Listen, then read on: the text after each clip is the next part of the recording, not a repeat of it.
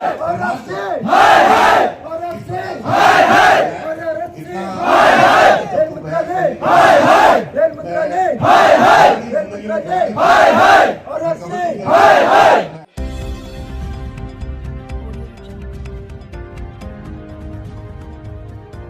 मनमानी नहीं चलेगी, नहीं चलेगी, नहीं चलेगी। रेलवे की मनमानी नहीं चलेगी, नहीं चलेगी, नहीं चलेगी। बहुत ज्यादा आरआरसी हाय हाय के नारे जंतर मंतर पर गूंज रहे हैं। सैकड़ों की संख्या में ऐसे लोग, ऐसे जिन्होंने नौकरी का सपना देखा था ग्रुप डी के अंदर, वो लोग जंतर मंतर पर खड़े हुए हैं रेल मंत्रालय हाय हाय के नारे के साथ। लेकिन ये जो समस्या है ये जटिल होती जा रही है, क्योंकि जितने लोगों को भर्ती किया गया था वो चाहे B2 में हो चाहे C1 में हो, मेडिकल स्टैंडर्ड के सारे अभ्यर्थी हैं, उन सबको अचानक नौकरियां कम कर दी गई। और अब आलम ये है कि इन लोगों को जंतर मंतर का रुख करना पड़ रहा है। इतनी परेशानी, इतनी दिक्कत, एक तो पहले ही नौकरियां कम, ऊपर से जब क्वालिफाई कर लिया, सब कुछ कर लिया और उसके बाद सडनली बिजली सी गिरती है। और वो बिजली गिरती है उसके करियर पर, जो लगातार प्रयास कर रहा था अच्छी खासी, उसको लगा कि अब तो दिन बदलेंगे। क्या लगा था कि दिन बदलेंगे और क्या हुआ? सर, दिन बदलने की पूरी उम्मीद थी और बदल भी गए थे। हमने सब कुछ पास कर लिया था। लेकिन एंड टाइम पे उसने आखिरी टाइम पे हमारी वैकेंसी को रिवाइज कर दिया। रिवाइज के नाम पर जितने भी लोअर मेडिकल की पोस्ट थी उनको हायर मेडिकल में शिफ्ट कर दिया गया और हमारे पास मैसेज या एक नोटिस निकाल दिया कि अभी कोई पोस्ट नहीं बची है लोअर मेडिकल की और तुम्हें वो पोस्ट नहीं मिलेंगी। ना खाता ना भाई, जो रेल मंत्रालय कहे वही सही। जब चाहे तब पोस्ट कम कर दें, जब चाहे हटा दें लोअर मेडिकल को, जब चाहे देख लें और अपर मेडिकल वालों को कन्वर्ट कर दें। क्या ये है क्या? ये लाल फीताशाही क्या है? कुछ समझ में ही नहीं आ रहा है क्या है ये। कभी कम कर दें, कभी ज़्यादा कर दें। जब 4 साल में जबकि बढ़नी चाहिए कम कर देते हैं। 4 साल इंतजार करे, पेपर दो। फिजिकल वाली पोस्ट को ही टारगेट किया जा रहा है सर, और अदर पोस्ट को टारगेट नहीं किया जा रहा है। ना हम लोग को हैंडीकेप का दर्जा दिया जा रहा है, ना नॉर्मल कैंडिडेट का दर्जा जा रहा है। तो हम लोग जाए तो जाए कहाँ जाए? हम लोग को बाहर कर दिया जाए। जाए तो जाए कहाँ? सरकार तो कहती है कि जो थोड़ा सा भी कमजोर है उसके हितों की रक्षा की जाए, जिसकी, लेकिन यहाँ पर तो उल्टा ही हो रहा है। सर, हम लोग कमजोर नहीं है सर, हम लोग क्वालिफाई हैं सर। नहीं, आप क्वालिफाई हो, लेकिन एक कम नंबर वाला को जॉब मिल जा रही है सर। आपसे कम नंबर वालों को जॉब? Yes sir. बहुत गंभीर बात कह रहे हैं कि आपसे कम नंबर वालों को। सर, ये सच्चाई है। हमसे बेसिस ऑफ मेडिकल 7 नंबर कम होने के बावजूद भी उसको पोस्ट मिल जा रहा है और हम लोग को पोस्ट नहीं मिल पा रहा है। इसका बस एक ही कारण है कि उन्होंने सीट को, मेरी जो सीट थी उसको कम कर दिया मेरे सीट को। ये क्या तमाशा है कि जब चाहे सीट कम कर देते हैं, जब चाहे सीट बढ़ा देते। बढ़ाते तो खैर है ही नहीं, कम करने के बाद क्या करप्शन इसका मेन उद्देश्य है? क्या लगता है? मेन उद्देश्य इसका प्राइवेटाइजेशन है। सरकार चाहती है कि हम जो भी काम है वो प्राइवेट स्टाफों के थ्रू कराएंगे, ठेकेदार के थ्रू कराएंगे। हम सरकारी एम्प्लॉय को रखना नहीं चाहते हैं। ठेकेदारी हर जगह घुस गई है। ठेकेदारी, ठेकेदारों का क्या होता है कि अपनी तरीके से, पूरी तरीके से काबू हो गया है। पूरे देश में ऐसा हो गया है कि अब सरकारें ये कहती हैं कि नहीं, इस देश को ठेके पे चलाना ज़्यादा फायदेमंद है, क्योंकि ठेकेदार करता है शोषण, बिचौलिया करता है शोषण। सीधा सीधा अगर इनको भर्ती करेंगे या इन लोगों को जाएंगे तो देने पड़ेगी, इनको सब कुछ मांगेंगे ये। लेकिन जब ठेकेदार के जरिए करेंगे, ना इनका हक रहेगा ना अधिकार रहेगा। तो सरकारें बैकडोर से ये एंट्री कर रही हैं कि ठेके पर चलाया जाए। ये सब जगह की समस्या है, ऐसा नहीं है कि ठेकेदारी की। ठेकेदारी का ही शोषण आज हम लोग हैं सर, कि सरकार जो काम है वो सरकारी न रह करके ठेकेदार के थ्रू कराना चाहती है। कि जो काम वर्कशॉप ये सब का जो इजी काम है वो हम सरकारी न करा करके प्राइवेट स्टाफ रख के कराएंगे। प्राइवेट स्टाफ रख के कराएंगे, ये जो पॉलिसी है, ये जो सिद्धांत है, ये ही देश के अंदर दिक्कत पैदा कर रहा है। क्योंकि लाखों हजारों लोग इससे प्रभावित हो रहे हैं। वो PSUs की बात हो, वो रेलवे की बात हो, वो सरकारी कंपनियों की बात हो। अब कहीं भी ऐसा नहीं है कि नौकरी के लिए अगर आप अप्लाई करोगे तो फिर आपको कब आप पर बिजली गिर जाए कोई भरोसा नहीं। आप सारे टेस्ट पास कर लो, सब कुछ कर लो, एग्ज़ाम क्लियर कर लो, अचानक एक आदेश आएगा कि भाई अब सीट हो गई है कम और आप सिर्फ ताकते रह जाओगे आसमान। देखिए, जब हम रेलवे का पहले तैयारी करते थे तो रेलवे की वैकेंसियां हर साल आया करती थी। अब रेलवे का वैकेंसियां क्या होती है, 5 सालों में एक बार आती है, बस चुनाव के मुद्दों पर आती है।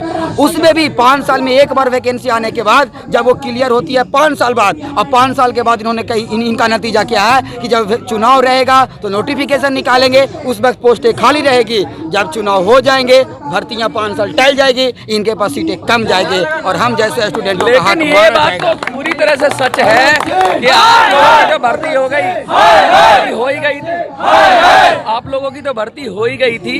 तो अब तो ऐसा तो नहीं है, लेकिन चुनाव के पास सरकारें अभी जैसे प्रधानमंत्री ने बहुत सारे लोगों को नियुक्ति पत्र दिए, वो क्या है? वो नियुक्ति पत्र जो दिए हैं वो 2019 का वैकेंसी है ना, कि आज वैकेंसी निकाली है। अच्छा, 4-5 साल पहले की वैकेंसी निकाले, नौकरी के लिए इतना इंतजार। हाँ, 5 साल की। जब 2019 में चुनाव थी तो ये नोटिफिकेशन आया था, जो आज तक क्लियर नहीं हुआ है। आज तक क्लियर नहीं हुआ। ये जो लगातार इस तरह का ये जो चल रहा है, ये घालमेल चल रहा है कि भाई 5-5 साल वेट करा देते हैं, 4-4 साल, उम्र तो निकल जाती है, कहीं और के लायक भी नहीं रहते। धोबी वाला कुत्ते वाला हिसाब किताब हो जाता है कि ना तो नौकरी मिली और ना मिसाले सनम। क्या चक्कर है ये? हम लोग का तो नौकरी हाथ में आए हुए नौकरी को छीन रहे हैं सरकार। हम लोग का ऐसा नहीं है कि सारे चीज प्रक्रिया करने के बाद में हाथ से नौकरी जा रही है। एक तो सोचता है कि हम नौकरी करेंगे, लेकिन हम लोग को नौकरी सारे प्रक्रिया होने के बाद में, सारे चीज़ पास होने के बाद में, और नौकरी लास्ट में मतलब जब पैनल की बात आती है तो सीट को घटा दिया जाता है। बाकी ये सब मामला तो चल ही रहा है। B2 सीमेंट मेडिकल का जितने भी सारे हैं, जो आप लोग भी जान रहे हैं कि सीट 2019 में वैकेंसी जो हम लोग को निकाला गया था उसी के हिसाब से हम लोग फॉर्म भी भरे, उसमें B2 सीमेंट मेडिकल वाले पोस्ट थे। लेकिन अब 2023 में हम लोग का क्या किया गया कि घटा दिया गया उसको, और सिर्फ B2 सीमेंट को ही घटाया गया, टारगेट किया गया इसको। क्या झारखंड, क्या बिहार, क्या उत्तर प्रदेश RRC के मारे हर जगह हैं, सब जगह हैं। और पूरे भारत सर 28 राज्य, 8 केंद्र शासित प्रदेश से पूरे भारत से बच्चे आए हुए हैं सर। मोदी सरकार कितने बच्चे हैं? सरकार कहती रहती है कि हम रेलवे में प्राइवेटाइजेशन नहीं कर रहे हैं, लेकिन आज उसका जीता जागता उदाहरण है। जिस बात से सरकार छुपना चाहती है कि हम प्राइवेटाइजेशन नहीं कर रहे हैं, तो इसका गुनाह है कि सीट जा कहाँ रहा है। जब आपका भारत की आबादियां बढ़ते जा रही है, ट्रेनें नई खुलती जा रही है, लेकिन वैकेंसियां घटती जा रही है। प्राइवेटाइजेशन करने का मतलब समझते हैं आप? प्राइवेट कंपनियां तब रेलवे को लेंगी जब सरकार रेलवे का खर्चा कम करेगी, रेलवे के खर्चा कम करने के नाम पे जो मैन पावर है उसको रिड्यूस करेगी, रिड्यूस करने के नाम पर जो जिस तरह से अधिकार मिलते थे कर्मचारियों को वो ना मिले, सब कुछ ठेके पे करा दिया जाए। उसके बाद जब रेलवे का प्राइवेटाइजेशन करें, क्योंकि लोग कम होंगे, विरोध करने वाले कम होंगे, तो आसानी रहेगी। ये पॉलिसी है। और रेलवे भारत की रीढ़ है। एक गरीब आदमी को रेलवे बहुत कम किराए में देश के एक क्षेत्र से दूसरे क्षेत्र ले जाती है। अगर प्राइवेटाइजेशन हो गया तो समझ लो क्या होगा। ये प्राइवेट कंपनी सिर्फ एक ही उद्देश्य होता है, वेलफेयर उद्देश्य नहीं होता उसका एक ही उद्देश्य होता है, प्रॉफिट और सिर्फ प्रॉफिट। क्या होता है? क्या प्राइवेट कंपनियां सिर्फ प्रॉफिट के लिए होती है? तो फिर क्या वेलफेयर होगी देश की? सर इसमें गरीब का सर शोषण हो जाएगा सर। इसमें गरीब का शोषण, जो भी हमारे भारत से आए हुए 28 राज्य, 8 केंद्र शासित प्रदेश से सर, मोदी सरकार से और रेल मंत्रालय से मेरा यही मांग है हमारे बच्चे का कि हम लोग को जॉब 1 में बुलाया गया है, सबको जॉब दे दिया जाए। नहीं दिया जाएगा तो 2024 का चुनाव दूर नहीं है। 2024 का चुनाव, हाँ, ये गहरा संदेश है, पॉलिटिकल संदेश। ये जो स्टूडेंट्स है ना, मैं स्टूडेंट इसलिए कह रहा हूँ, खैर अभी जॉब नहीं लगी है, युवा कह लो, जो ये युवा है ना, यही देश का मुस्तकबिल तय करते हैं। और जब ये ठान लें तो सरकारों को पलट देते हैं, सरकारों को बदल देते हैं। तो ये समझना चाहिए आपको कि जब युवा गुस्से में आएगा, जब युवा अपना रोज दिखाएगा तो सरकारें बदल जाती हैं। और सरकारों को डरना चाहिए युवा शक्ति से। जैसे हम स्टूडेंटों का मांग है कि जो बात हम लोग बोल रहे हैं, इन्होंने हम लोग कितने ऑफिसों में जाकर के पहुंचाया है, पर इस बात का जवाब सरकार की तरफ से एक आना नहीं आ रहा है। सरकार की तरफ से जवाब नहीं मिल रहा। नहीं सर, सरकार की तरफ से कोई जवाब नहीं मिल रहा। 4-5 जगह लेटर दिए, PMO ऑफिस, सचिवालय में दिए हैं, रेल भवन में दिए हैं, मतलब कि 4-5 जगह सिर्फ कागज दिया, B2 सीमेंट मेडिकल पर दिया, कोई जवाब रिस्पॉन्स नहीं आ रहा। और फिर आएंगे, फिर ले जाकर रेलवे भवन ले जाएंगे, एक स्टूडेंट को घुसाएगा और तारीख पे तारीख और सिर्फ तारीख। 2019 के लोगों को अब अकोमोडेट कर रहे हैं, और उसके बाद भी जो कहते हैं कि सीटें कब घट जाएंगी, इंतजार करता रहता है कि अब मिलेगी नौकरी, अब मिलेगी नौकरी, मिलेगी तो क्या होगा। मुझे लगता है कि जब नौकरी मिलने की बारी आती है तो उसके पैरों के नीचे से ज़मीन खिसक जाती है जब वो सुनता है कि वैकेंसी कम हो गई। कैसे कम हुई? अलादीन के चिराग में घुस गई या जिन्न की तरह गायब हो गई? क्या हुआ?